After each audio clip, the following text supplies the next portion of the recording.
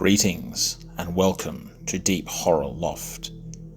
In this week's tale, a raiding party of Vikings come face to face with the horrible truth behind one of their greatest legends.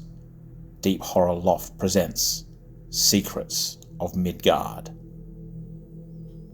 They say only the bravest of warriors ascend to Valhalla, those who face glorious death in battle. Only they get to sit at Odin's table, share his drink, eat his boar, and revel in the presence of heroes forever. Only those who die in battle. But what about those who face foes made not of soldiers, armour, or weapons? The foes who do not fight for glory or conquest, but for hunger or destruction. Foes who bring teeth, claws, and venom to bear. Foes who slide through the darkness and use the very world as their battleground. Do the slayers of beasts also ascend? The Carvey longship, Knifer, the knife, cut through the waves like its namesake. The sound of rhythmic drums drifted over the wash as 16 oars slammed into the ocean surface in unison, as 16 voices also grunted in answer. It was a guttural, harsh song, and it served its purpose, for the longship sped through the water at speed, the oarsman's strength aided by the single billowing sail. Knifer's deck was swarmed with activity, as every hand worked hard to keep the ship moving. At the bow, Aldor, the Iron Hand, stood, shouting orders and pointing. The ship was under his command, and he was doing everything he could to keep it moving. Carvey were smaller longships designed for shallow water and coasting. They were among the smaller ships of Jarl Asmund's considerable fleet. As a result, they were often used for scouting and coasting, due to their shallower draft and penchant for speed. They moved up and down the coasts and past the various villages, reporting back to the greater fleet when a suitable target for raiding had been found. When the battle was joined, however, Knifer's warriors sprang from the boats with everyone else, landing in the shallow sand and rushing ashore, screaming war cries as they joined their brethren in glorious battle. And they shared in the spoils as well, which was part of the reason for the Knifer's current struggle. It was heavily laden with goods, precious metals, and cloth stripped from the raided village. The Knifer's crew had done well, and several of its warriors had made names for themselves over the past raiding season. Aldor, called the Iron Hand, for his refusal to carry a shield into battle, instead a heavy metal bracer, had crushed plenty of skulls. Birgit, a young giant of a man, had earned his epithet of Jotun, a frost giant, as his expression never changed, even in the heat of glorious battle. Njard Twoblade, who fought with a pair of curved foreign swords from a long ago raid. The shield maiden sisters, Gunhild with her streaming blonde hair, and the other, dark-haired Auda, called the Sol and Mani, the sun and moon, for their weapons rose and fell with deadly regularity. And there was Eric the Axe, the veteran of more seasons than anyone on Knifer. However, whispers among the Viking horde spoke of another nickname, Eric the Unlucky, for in all his battles he had been denied the one thing that all warriors truly yearn for, a glorious death and a seat in Valhalla's halls. Thunder cracked above them, and the intensity of Aldor's orders increased. The Knifer had been separated from the rest of Jarl Asmund's fleet, swept out to sea by unexpected currents. That was a week ago. Now no other longship could be seen, and the small Carvey ship found itself in deep, unfamiliar waters. No charts on board had any record of where they were, and the navigators remarked that the stars looked odd. To make matters worse, their food stores were dwindling fast. Still, the crew faced their predicament with all the enthusiasm and borderline madness Vikings were notorious for. Boisterous laughter and good-natured fights broke out constantly amongst their tasks. One foolhardy oarsman pinched Gunhild's rear, and was rewarded with a gauntleted fist breaking his nose. He fell in a shower of blood, after which both Gunhild and her sister sat on him, and unmercifully pinched his rear, as he writhed on the deck, laughing all the while. The Vikings roared and revelled in the spectacle. Meanwhile, young Viking Leif had been fishing, throwing out lines made from cow intestines and multiple hooks on them. Unfortunately, no bait could be spared, so he had cut his thumb and allowed his blood to mingle with the sea water. Something pulled hard on the line, almost pulling the young Viking over, but he was strong and recovered. His shout brought the others, and they watched him struggle with the line, shouting encouragement. Someone made a joke about him hooking Jörmungandr himself, the Midgard Serpent, who encircled all of Asgard. Mighty Thor himself had hooked the beast once, and had only been stopped from landing the serpent by the intervention of Hymir the Giant, who had cut the line. After a while, Leif's arms were burning, and his laughter had faded to dogged determination. The line gave a little, and he was able to pull in the first of many hooks that dangled from it. A dark shape hovered into view below them, and the crewman's encouragement renewed. The line jerked sharply, and the hook pierced Leif's hand. Before he could do anything, he was yanked forward, over the railing and into the water, vanishing from view. The other crew fell silent, some rushing to the railing. They could see nothing. Nothing, except a flowing red cloud of blood billowing up to the surface.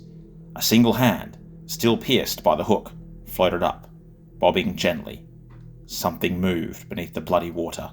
Something big. A hiss sounded. It was massive, a grating sound that caused the Coniferous crew to slap hands over their ears. The water beneath the longship boiled and surged as something huge slid beneath it.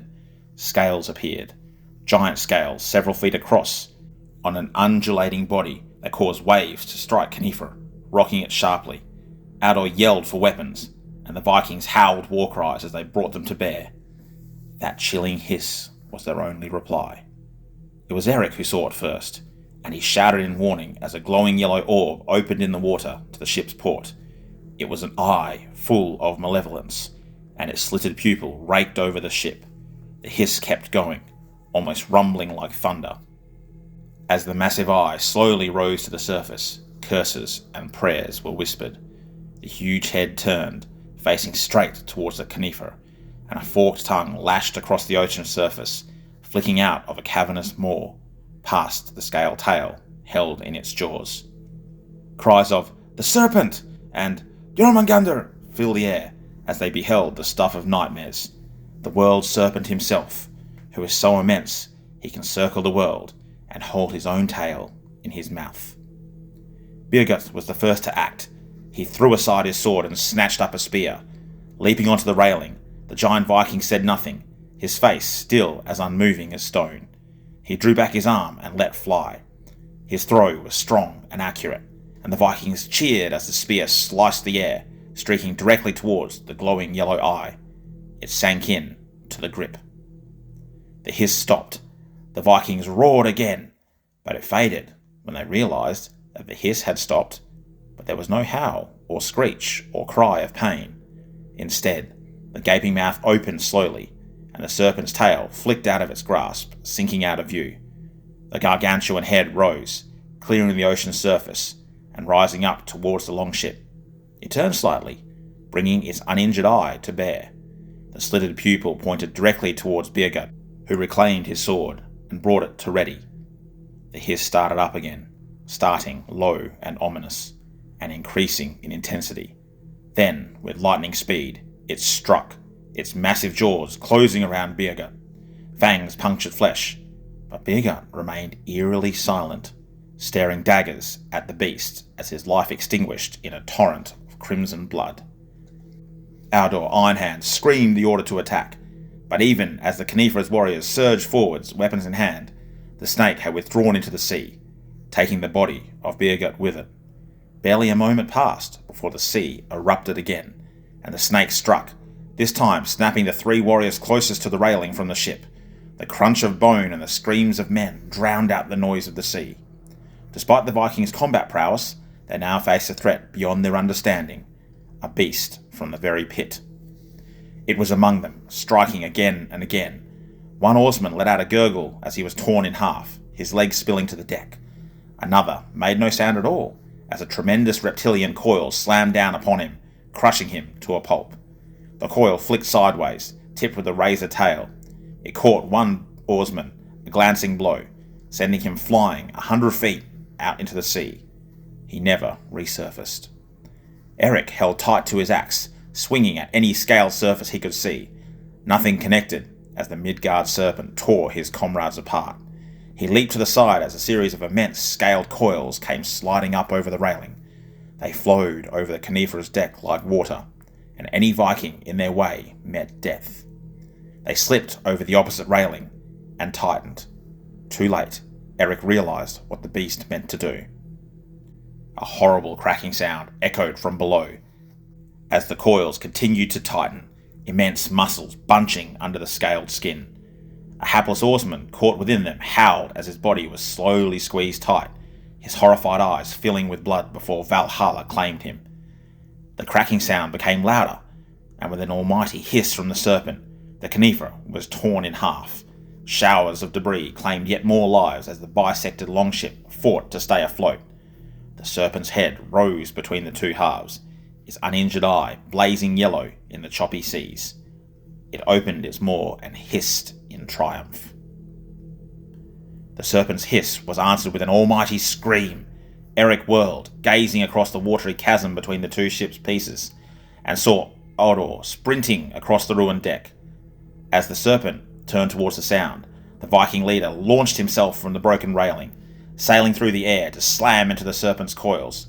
His sword bit deep between two scales, and he was rewarded with a hiss of pain. The head came down, fangs whipping forward in a blur. Audor twisted to the side, hanging from his impaled sword by one hand, and the strike missed by a hair.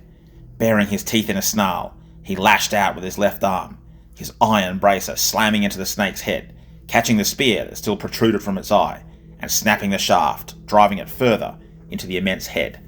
The hiss turned into a screech, and Audor was thrown clear, landing in a heap on the deck he had jumped from. The Viking leader scrambled to his feet, snatching up another sword from the deck, as the snake turned to face him, writhing in agony from the pain in its eye. Eric could have sworn he saw the serpent's rage intensify. It swayed back and forth as it beheld the tiny ant who had dared to cause it pain. The cavernous mouth opened, and the two giant fangs, each as long as a man, snapped into view. Smoking green venom dropped from the tips, and the long forked tongue darted between them. Audor raised his sword. As the trickling venom became a torrent, he screamed, "Valhalla!"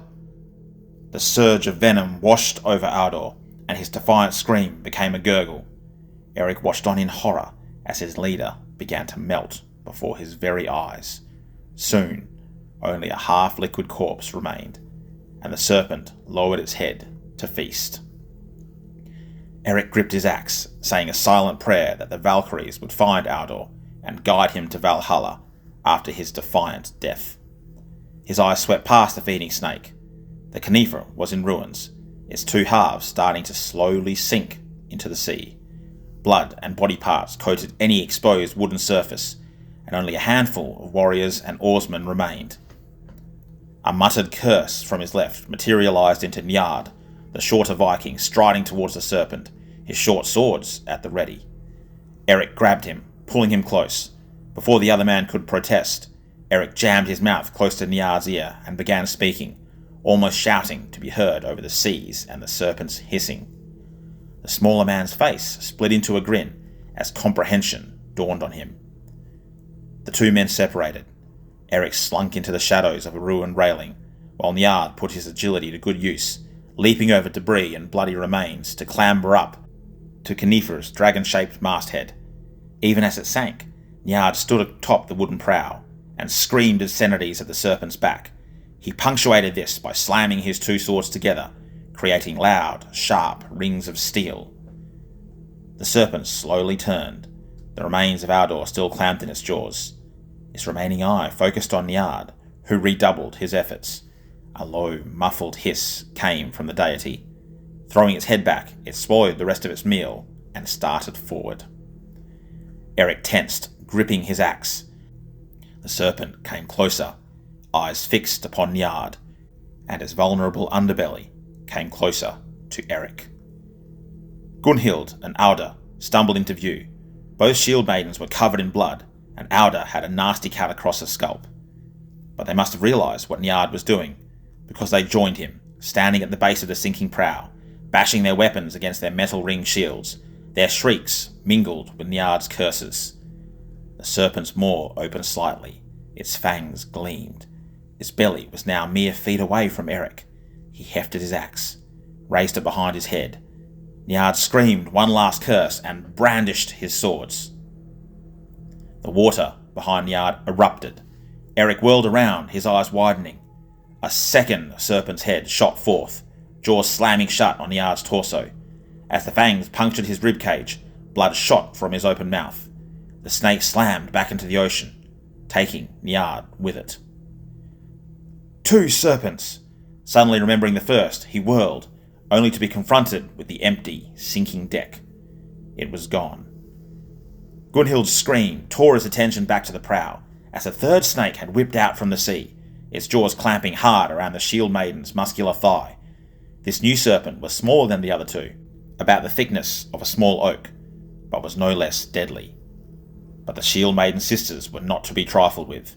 Even as the snake's head whipped back and forth, mangling her limb further, Gunhild's axe slammed down upon its scaly brow, embedding itself into the reptilian skin with a crunch. Outer's shield slammed down upon the weapon, further burying it into the serpent's skull. The snake's blazing eyes went out, and its head slipped under the waves, its long, sinewy body following it. The remaining Vikings who saw let loose a war cry. Eric's cry faded, however, as the dead serpent's tail floated into view. It had a strange lump attached to it. His eyes widened in horror as the lump opened 2 yellow, slitted eyes. It was another serpent, grasping the tail of the dead one. The dreadful truth behind the Midgard Serpent became clear to Eric then. The legends were wrong. This was not one immense snake that circled the world. No, Jormungandr was a legion, a ravenous army of horrific reptiles that linked together to form the slithering chain of the pit itself. Gunhild tried to twist away as the new snake lunged at her, but the venom in her blood slowed her movements.